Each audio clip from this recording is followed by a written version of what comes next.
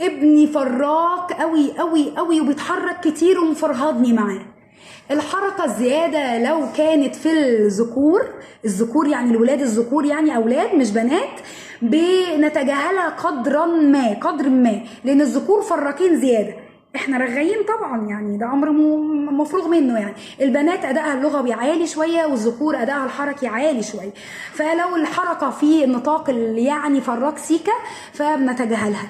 لا، فراك ازيد من اللازم، وبدات الحركه دي تاثر على نشاطه الاجتماعي وعلى نشاطه العقلي، ما بقاش بيركز عشان مش بيسمع الاوردر، عشان من كتر ما هو فراك وبيتحرك ما سمعش انت عايز ايه اصلا، فبيتحرك بسرعه قبل ما يكمل الاوردر المطلوب منه. بدات تاثر على مستواه الدراسي علشان هي متلازمه مع بعضها كده، فرط حركه وتشتت انتباه، بيتشتت بسرعه جدا.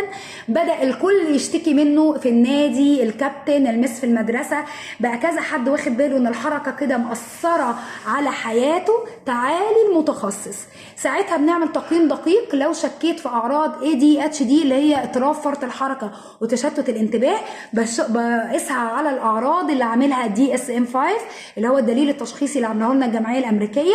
وبعد كده لو لقيت الولد ازيد من العادي، بنعمل له اختبار اسمه اختبار كونرز، ونحط الثلاثه دول كده مع بعضيهم ونطلع الطفل ADHD لا مش ADHD، ولو ADHD بسيط ولا متوسط ولا شديد. وبناء عليه بنعمل له نظام تغذيه ونظام جلسات ونظام حياه يوميه وتعليمات منزليه، وقد يكون في نظام دوائي كمان مع طبيب المخ والاعصاب.